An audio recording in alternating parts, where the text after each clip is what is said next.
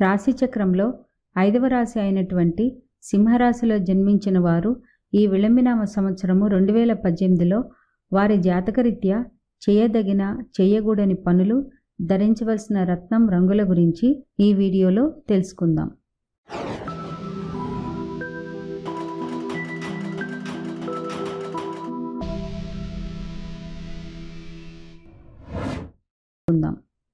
మఖా నక్షత్రం 1, 2, 3, 4 పాదాలు, పుబ్బా నక్షత్రం 1, 2, 3, 4 పాదాలు, ఉత్తరా నక్షత్రం 1వ పాదం వారు సింహరాశి కిందకి వస్తారు.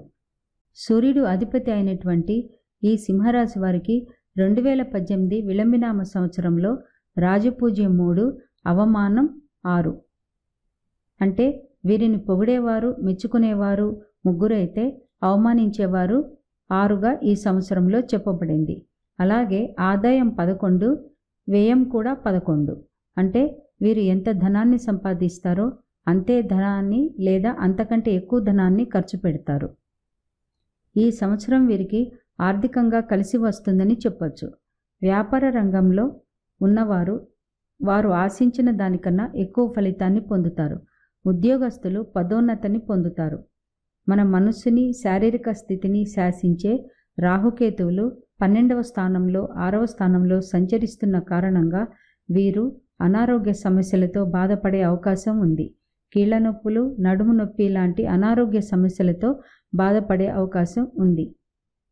జీవితాలను, వృత్తి, ఉద్యోగాలను శాసించే శనీశ్వరుడు 5వ స్థానంలో సంచరిస్తున్న కారణంగా అతి ముఖ్యమైన నిర్ణయాలు తీసుకునే విషయంలో వీరు ఖచ్చితంగా ఉండలేరు లేదా చాలా ఈజీగా తీసుకుంటారు.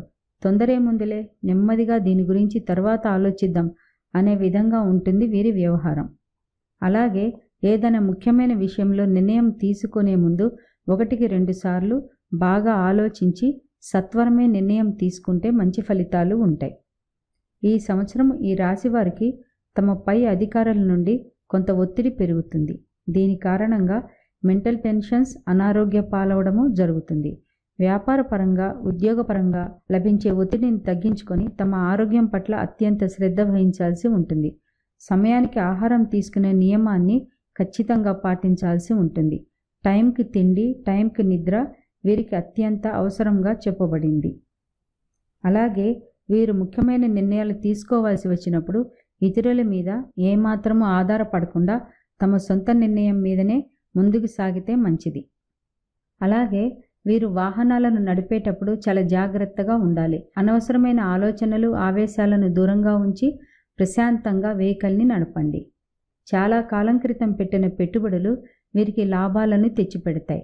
పాత బాకీలను తీర్చుకొని ఆర్థికంగా కొంతవరకు ఎదగడానికి ఈ సంవత్సరం వీరికి అనుకూలంగా ఉంది. ఈ సంవత్సరం ఇంట్లో శుభకార్యాలు జరిగే అవకాశము ఖచ్చితంగా ఉంది. కొత్త వస్తువుల కొనుగోళ్లలో ధనాన్ని బాగా ఖర్చు చేస్తారు.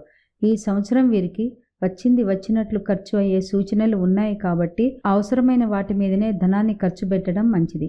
అనవసరమైన ఖర్చుల జోలికి పోకండి. విరోధులతో చాలా జాగ్రత్తగా వ్యవహరించాల్సి ఉంటుంది. వారి ద్వారా అపకీర్తి పొందే అవకాశాలు కనిపిస్తున్నాయి. చాలా వరకు ఇతరులతో కొట్లాటలు, గొడవలు లేకుండా చూసుకోవాలి. కుటుంబ సభ్యుల వలన వీరికి మంచి ప్రోత్సాహం లభిస్తుంది. వారి సహాయ సహకారాలతో వీరు మరింత ఉత్సాహంగా పని చేయగలుగుతారు. ఇక స్త్రీల విషయానికి వస్తే ఈ రాశిలో జన్మించిన స్త్రీలు తమ ఆరోగ్యం పట్ల చాలా జాగ్రత్తగా ఉండాల్సి ఉంటుంది. వీరు తమ అలంకారం గురించి వృధాగా, విపరీతంగా ధనాన్ని ఖర్చు చేస్తారు. అలాగే స్త్రీలు తమకు సంబంధించిన విషయాల జోలికి పోకుండా ఉంటే చాలా మంచిది. లేదంటే అకారణంగా ఇతరులతో శత్రుత్వం ఏర్పడే అవకాశం ఉంది. అలాగే ఇతరులతో అనవసరమైన వాదనలకు దిగొద్దు. ఈ సంవత్సరము అనవసరమైన ఖర్చులు ఏర్పడతాయి కాబట్టి ఇతరుల ప్రలోభాలకు లొంగకుండా అవసరమైన ఖర్చులకే ధనాన్ని ఉపయోగించాల్సి ఉంటుంది. ఈ సంవత్సరం వీరికి ఫైనాన్షియల్ క్రైసిస్ బాగా ఉన్నా చాలా బ్యాలెన్స్డ్గా వ్యవహరిస్తారు. వీరితో బాగానే ఉంటూ వీరి వెనుక గోతులు తవ్వేవారు ఎదురవుతారు. మే నుంచి నవంబర్ వరకు ఇంట్లోని వారితో, బయట వాళ్లతో విమర్శలను ఎదుర్కోవాల్సి ఉంటుంది.